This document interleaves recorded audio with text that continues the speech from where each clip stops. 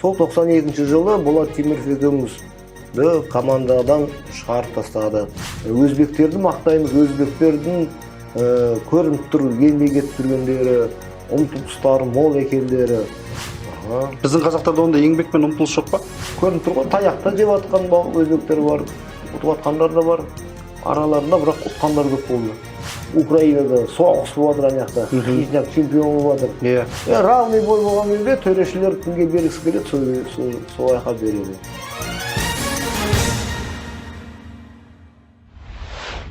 Ассалаумағалейкум, құрметті көрермен, эфирде Ақ пен Қара бағдарламасы, студияда Самат Сапаралы. Бүгін біздің қонағымыз даңқты боксшы, тәуелсіз Қазақстаннан шыққан алғашқы әлем чемпионы, Атланта және Сидней олимпиадаларының күміс жүлдегері Болат Жұмаділов ағамыз. Ассалаумағалейкум, қош келдіңіз аға. Уағалейкум. Болат аға, алдымен де сізді бүгінгі студиямызға жайдан жай шақырып отқан жоқпыз, оны өзіңіз де сезіп отқан шығарсыз. Кеше ғана олимпиаданы аяқтадық. Сол өзіңіз осы олимпиада ойындарының күміс жүлдегері болғандықтан, еліміздің жалауын желбіреткендіктен сізді арнайы шақырып отырмыз. Шақыруымызды қабыл алғаныңыз үшін алғысымызды білдіреміз. Ал жалпы өзіңіз боксқа қалай келдіңіз? Неше жасыңызда келдіңіз өзіңіз? Боксқа 10 жасымызда келдік. 11 жаста болған шығармыз ол кезде. Сол 11-12 жаста бокспен айланысып, сол кезден бастап бокспен өміріміз өтіп жатыр. Жалпы боксқа ең бірінші еңбек керек, шыдамдылық керек, талап керек жалпы, иә? Әрине. Ұмтылыс керек. Ал сізді, жаңа сіз келерден бұрын сіз жайлы біраз ақпаратты қарадық. 92 жылы Барселона олимпиадасына жолдама алды, бірақ бармай қалды дейді. Не үшін? Бардық, бірақ шықпадық. Шыққан жоқсыз. Сол 92 жылы Болат Темиров екеумізді командадан шығарып тастады. Бірақ біз бірінші номер болдық. Сонымен бірінші олимпиадамыз сонымен таямдады. 92 жыл Барселона. Не үшін шығармай қойды? Ол кезде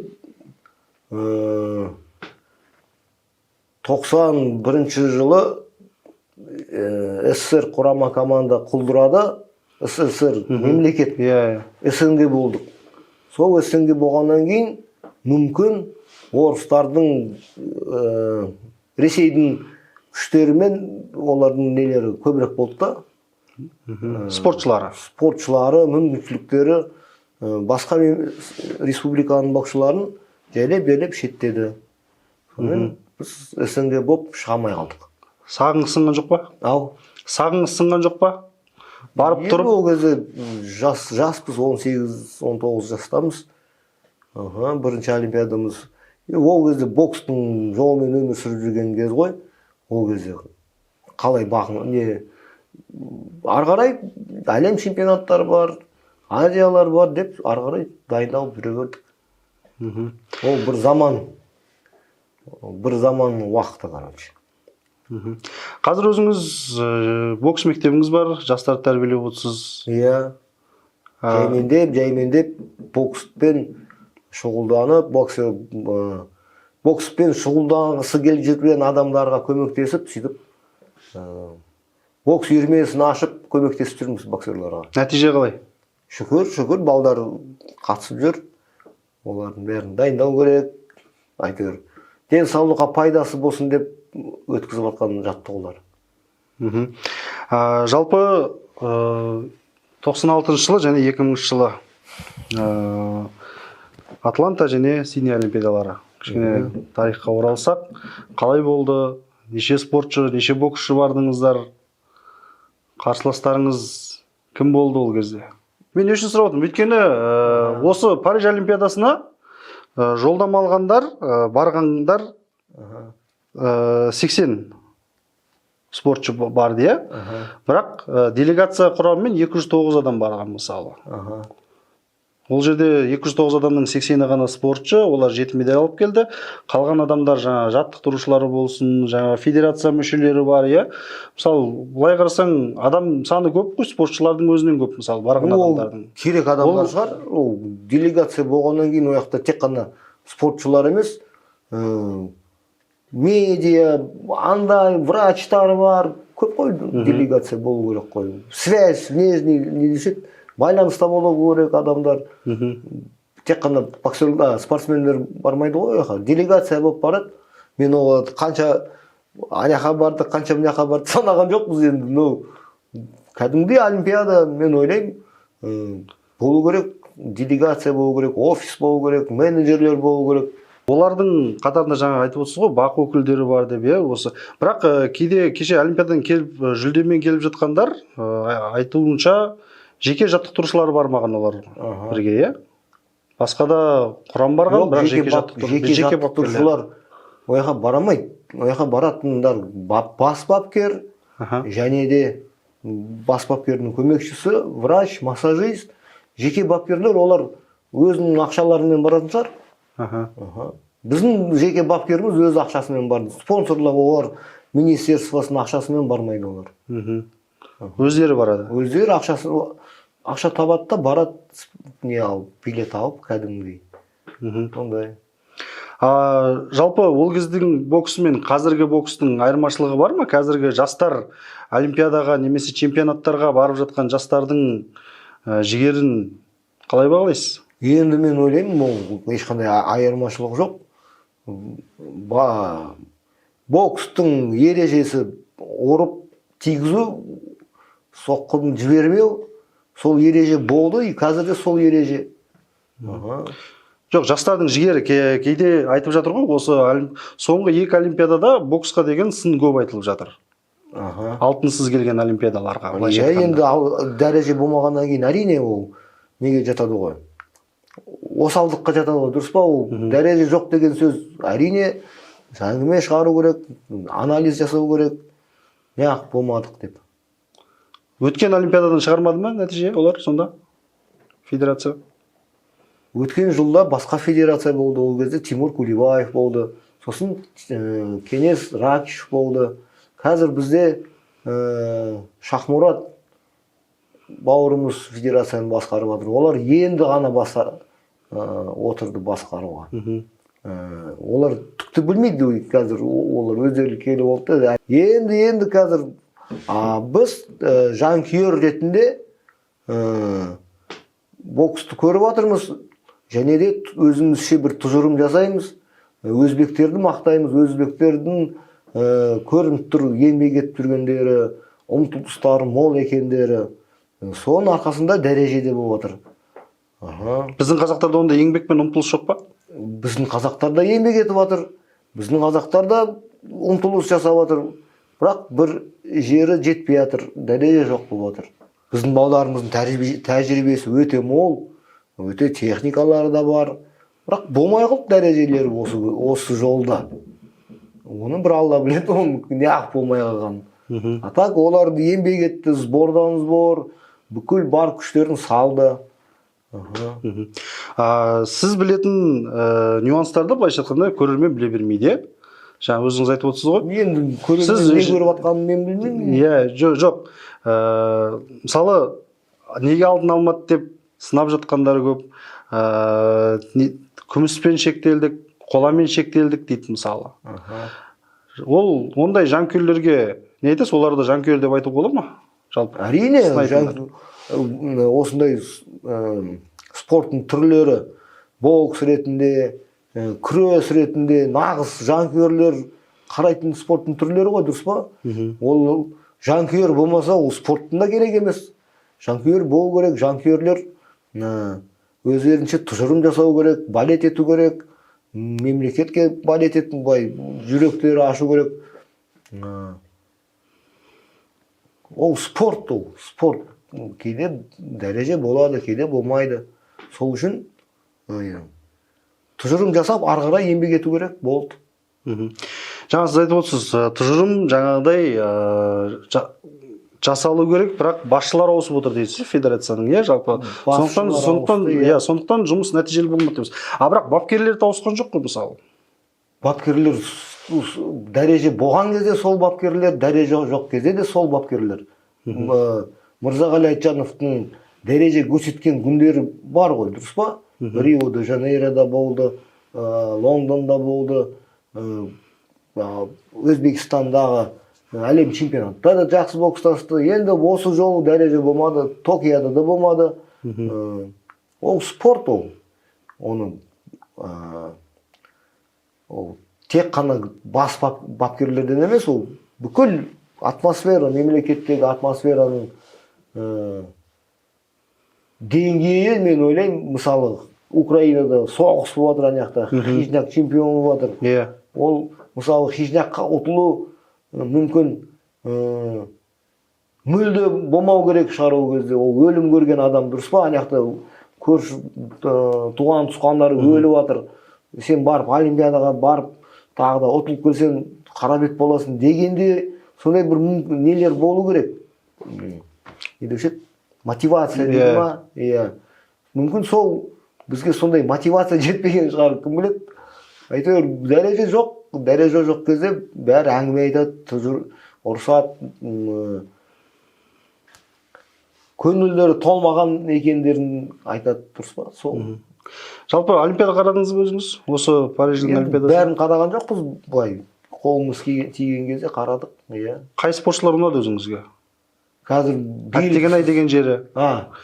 Ұнаған жағы Әттеген-ай деген жері. Мемлекеттің боксшылары да шығып өнер көрсетіп жатқан нелер ғой. Жоқ, өзіміз Қазақстанның спортшыларынан. Енді бізде балдар жақсы ойнады. Анау Сабыр, кім еді? Мұхаммед Сабыр Базарбайұлы. Ол жақсы ойнады. Кімді? Нұрбекті де мақтаймын. Нұрбек Хижнякқа ұтылған. О да бар күшін салды. Енді тұжырым жасап, бір текпешекке өсу керек адам, жарыс сайын. Мен ойлаймын, балдар өсіп жатыр, шалдар тәртиіп жатыр, жастар өсіп жатыр. Ол табиғаттың заңы. Жалпы жаңағы кейбір бокстағы, осы Париждегі бокста төрешілердің әділетсіздігі де орын алды деп жатыр. Енді төрешілер ол өмір бақи бітпейтін нәрсе ғой. Төрешілер, анау, мұнау. Равный бой болған кезде төрешілер кімге бергісі келеді, сол айқа береді. Бай мүлде басымдықпен ұтып жатса бермейді дейсің. Басымдықпен ұтып жатқан мен нелерді көрген жоқпын, әділетсіздікті. Сәл мынандай бойлар бар, анау маған қолды көтереді ма деп ойлаған кезде басқаға қол көтереді, бірақ бүйтіп қарасаң, жекпе-жек бірдей болды. Бір кейбір жерлерде анау действительно жақсырақ болды дегендей бір. Оны әділетсіздік деп айта аламыз ба, айта алмаймыз ба? Әділетсіздікке жатпайды ол. Жатпайды әділетсіздік. Бірдей болса қалай ол? Оны ояқта Алланың қалауымен кімге жеңіс бергізеді, сол сояққа кетеді ал. Дұрыс па? Біздің Олимпиада жүлде саны бізде қазір $250,000 алтынға, күміске $150,000, қолаға $75,000. Сіз рингке шыққан кезде, сіз күміс... Біздікі $100,000, $50,000 и $30,000. Сондай болды. Екі Олимпиадада сондай болды сізде. Өзбек бауырларымыз бокстан жақсы өнер көрсетті, ол үшін қуанамыз дедіңіз, иә? Иә, олар нағыз еңбектің не екенін көрсеткіші болды. Еңбекпен келген жеңіс дейсіз ғой. Иә, еңбекпен олар былай біреуді шығарып алып ондай болған жоқ. Таза көрініп тұр ғой, таяқта жеп жатқан өзбектер бар, ұтып жатқандар да бар. Араларында бірақ ұтқандар көп болды. Олар өте жақсы функционалка бәр жағынан жақсы көрсетті өздерін. Ал жалпы біз осы Олимпиадаға негізі 92 жолдама алғанбыз дейді. Бірақ 80-і барды. 12-сі бармай қалды. Кейбіреулер ауырдым деді, сырқадым деді. Көбіне ол... Мүмкін оның мен бөлмейтін оның. Қанша бару керек еді, қаншама бармай қалған. Әйтеуір Құдайға шүкір. Өтіп жатыр ғой, спорт ол парыздық емес нәрсе шығар. Ол таза мемлекет, таза планета бір-бірімен достық қарым-қатынасты үзбеу үшін жасалған нәрсе сияқты ғой, Алланың қалауымен деп ойлаймын мен. Андай не болмау керек та, кризис, соғыс болып. Бірақ спорт бәсеке болу керек. Тәрбиелеушілеріңіздің өзіңіздің мектебіңіздегі қалай жігерлендіресіз? Әйтеуір үйретіп жатырмыз. Басты мәселе, менің ойым, спорт не үшін керек? Спорт денсаулық үшін керек, дұрыс па? Сол денсаулықты нығайту үшін біз денені создырамыз, әйтеуір бар керек нәрселерді жасатуға тырысамын, әйтеуір. Гимнастический нелерді, жаттығуларды. Енді бокс, әрине боксты үйретесің.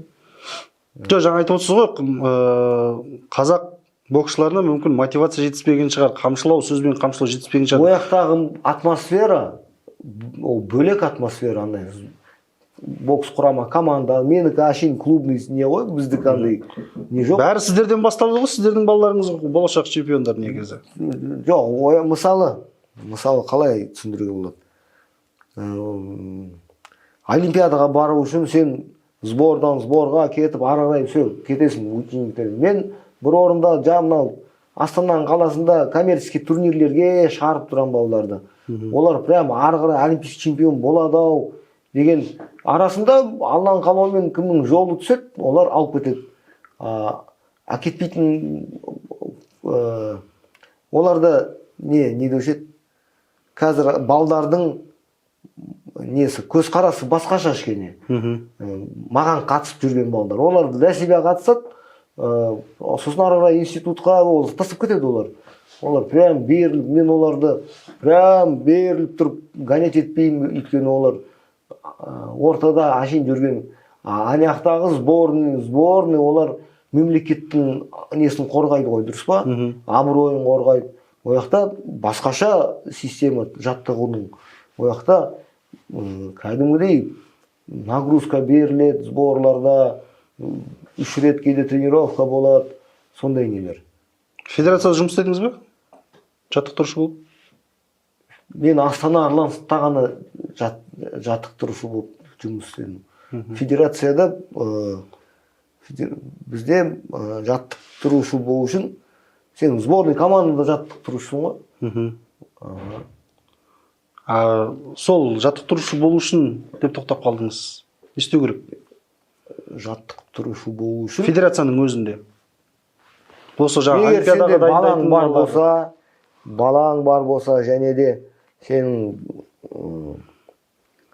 жігерлігің болса, мысалы сборда жүріп, бізде қазір менің позициям басқаша, мен қазір өмір бақи дорба арқалап сбордан сбор, мен кішкене бір орында отырып, халыққа, боксер емес, халық, соларға боксты үйретіп берген адамым ғой қазір.